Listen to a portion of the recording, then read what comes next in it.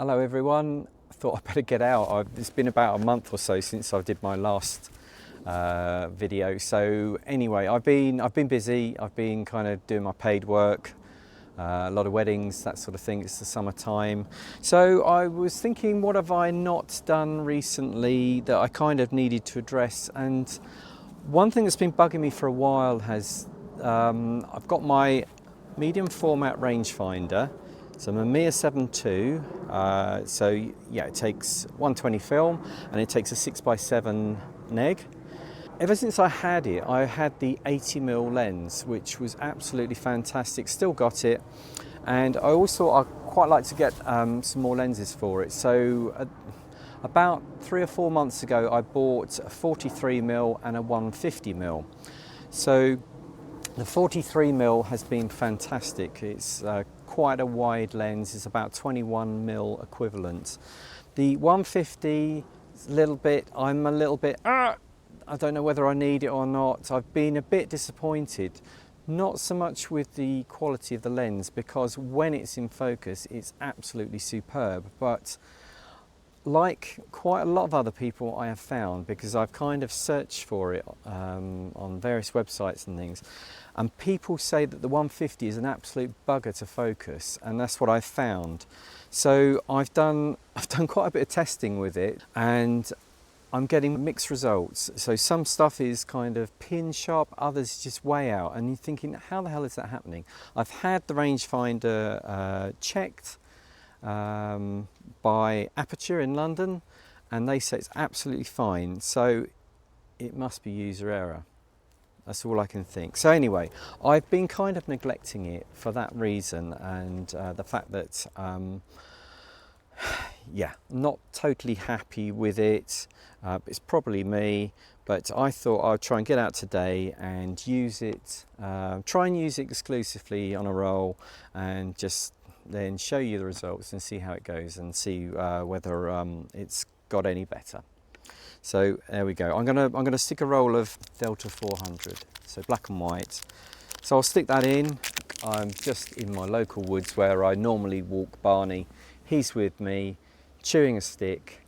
So it's not a bad afternoon. It's kind of brightened up a bit. There's blue sky, there's kind of puffy clouds, but obviously once you're inside a woodland, you've got these really, really dark areas, and I thought I can't shoot anything less than a sort of 400 speed film, because I'm going to have to hand hold this. I've got no tripod.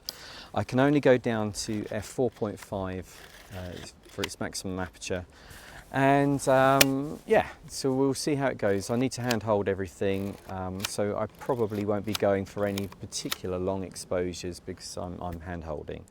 But we may end up kind of somewhere it's a bit brighter. I might kind of head towards the town, but we'll see. I don't really know. Anyway, let's go.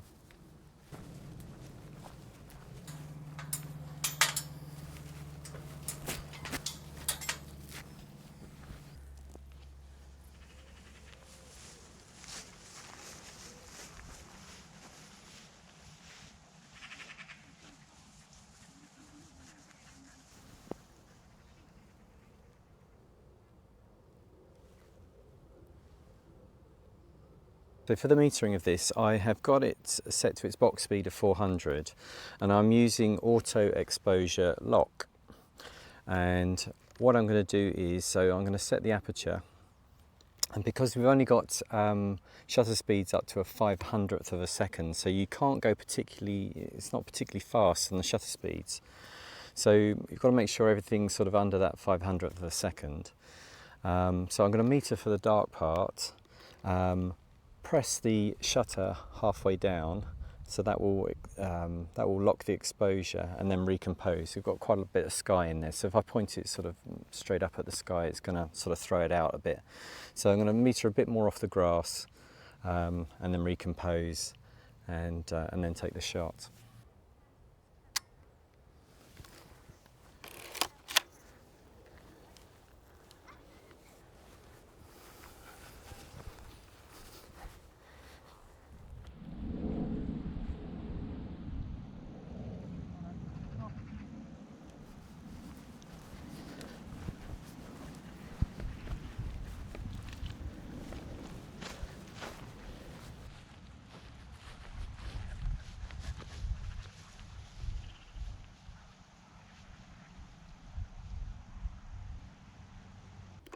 So with this lens, the minimum focusing distance is 6 feet or 1.8 meters. So you can't get particularly close. Sometimes you want to get in a little bit closer, but that's all you got. So you go with it.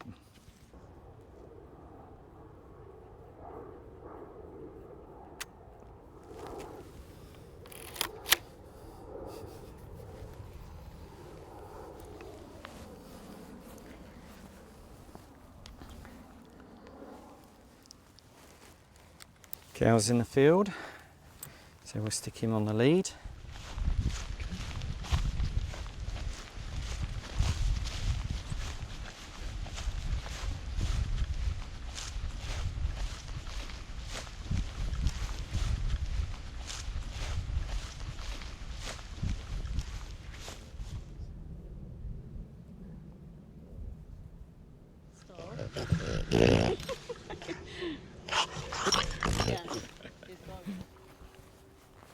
Are you able to get Louis a little bit closer to you, just so that he's on the same sort of level as you there?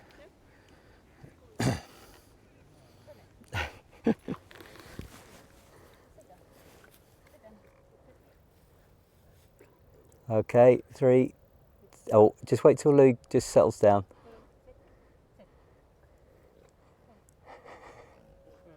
Hang on, let's just spin him around. Spin him around so I can see his face. He wants another black breed, doesn't he?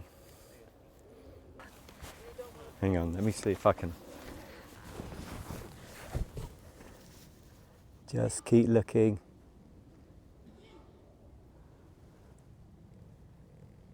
Okay, 3, 2, 1.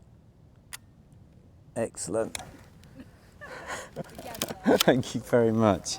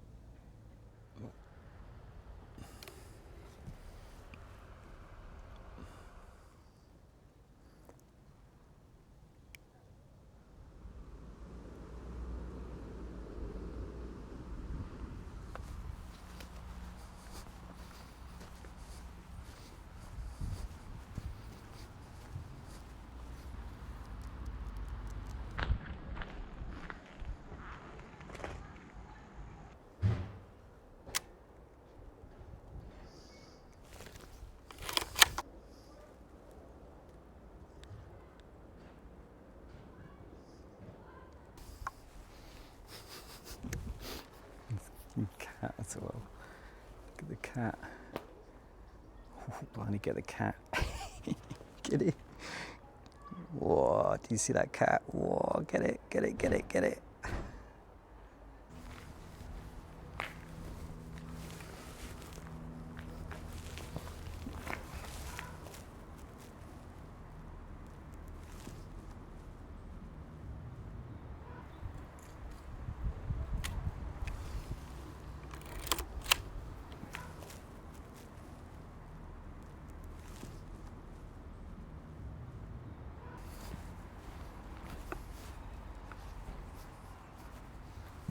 I'm getting down to that dodgy area now where I've kind of I've opened it right up to 4.5 and it's flashing about 60th of a second, so may get a bit of blur in these, but we'll see.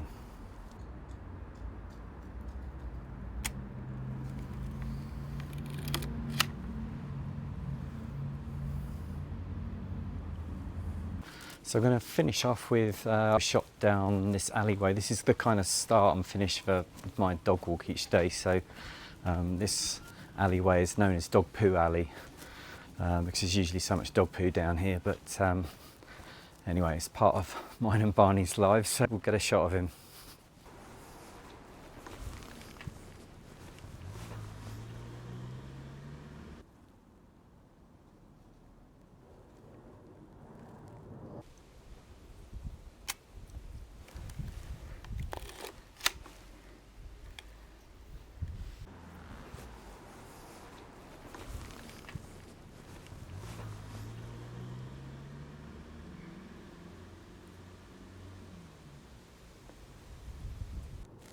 Good boy, good boy. Good dad.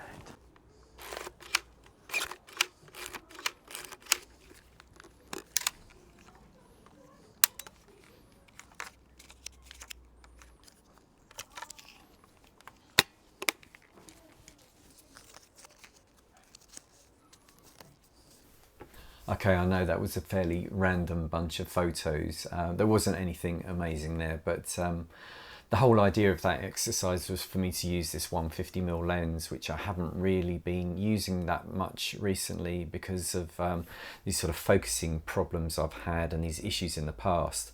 But I'm pleased to say that everything came out really, really nice. It was all in focus. It all looked sort of nice and sharp. And all the negs look good as well, because I was using that auto exposure lock, just using the camera's inbuilt meter, and they all came out really nice. So there's a nice sort of weight there to the negatives, and they all look fairly even, and there's some nice tones going on, so I'm really pleased. I scanned them all using the sort of DSLR scanning method. A lot of people kind of use this now, where you put your film on a light box and you photograph it from above using a digital camera with a macro lens, and it's quite a good way of getting through sort of quite a big amount of film, especially if you've got something like 35mm, where you've got kind of 24 or 36 exposures and you want to get through the whole lot. It's quite a good way of digitizing your work quite quickly. So I've been using that more and more recently over the sort of the traditional film scanner, and pretty happy with it. I've got the high-res mode on that camera, on that Panasonic G9, so I can get a really big file, and the scans look pretty good. They don't always come out the best putting together like a YouTube video or something like that, and but on the whole they look pretty good. There's a couple of things that I always have a bit of a problem. Barney has this really light patch on the top of his head, and it often gets burnt out. So I'm always sort of conscious, always sort of have a look at that. But looking at the neg, there's plenty of information there, so it's not like it's burnt out on the neg. And if I have a sort of quickly go in here, you can see there's lots of detail in the head there, and it's not burnt out at all. It doesn't come through as much in the scan. It looks a bit washed out, but it's all there, so that's good. I'm happy with that. So yeah, in conclusion, if anybody's out there that knows this lens, this 150mm, or if you've used it, or if you own it yourself, let me know what you think. Do you like it? Does it, do you have focusing problems with it? I'd be really interested to know. And just generally, like, sort of wrap it up most times. If you got anything out of it, please give us a like and leave us a comment, because it all helps with getting the videos found on YouTube. So that would be much appreciated. So yeah, hopefully I'll get to start uploading again a lot more regularly. I have let it go for about 6 weeks this time, so I should be uploading a lot more regularly from now. So anyway, I will see you next time. Okay, cheers, bye bye.